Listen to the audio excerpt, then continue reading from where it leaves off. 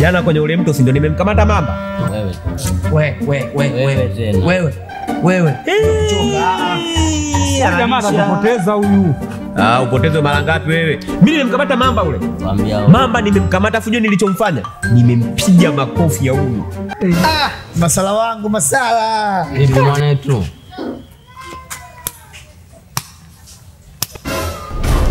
Naona mnawili kama ufuta. Mngao jamaa kama tule. Ndio badiliki, sio makonde wa wapi mwangalie. Umbo kama nifuza kijiweni vipi? Naenda kwenye mada. Sawa bwana. Unajua wanangu mimi nataka niwapeleo deal. Haya. Tupe mchapo. Kila siku nimeangalia na huonea huruma jinsi mlivyokaa mnaishi kwenye maisha yenu. Unajua kwenye maisha kuna kitu kitamu au kizuri au la kwenye maisha kama kuoa.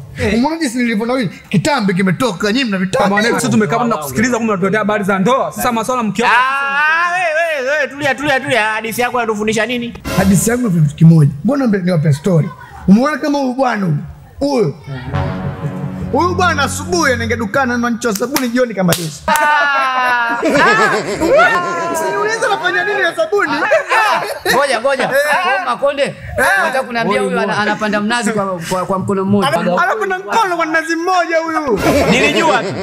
Wewe bwana ukijaga hapa lazima unichokonoe kama mfungue ile ukosa kuingia kwenye mlango vizuri. Mimi si uongo bwana Nisemwalo ulipo. Huyu anapanda mkono kwa nazi mmoja. Vijana muoe. Zote anaongeaga ukweli. Kelele. Anaongea ukweli unaambia bwana wewe mbona muone wazee bwana wewe? Ai kuhusu na wewe kuhusu. Na tafutia wake muoe. Mtafutie huyo hapo. Hao nyinyi wote mna wake. Tafutie mtu wa mkuu. Nyinyi wote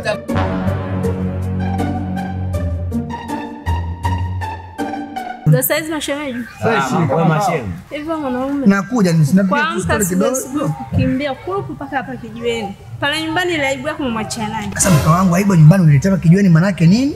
Mimi napiga story nakuja kusolve aibu nyumbani bwana wewe. Yaani mume wangu ukojo wewe. Mimi nikakuletea ile mashuka yako. Naomba twende kwa faili nikojo hapo pale. Sasa mke wangu anaisha maswali kuja ndani ile kuja. Nakwambia hivi twende nyumbani.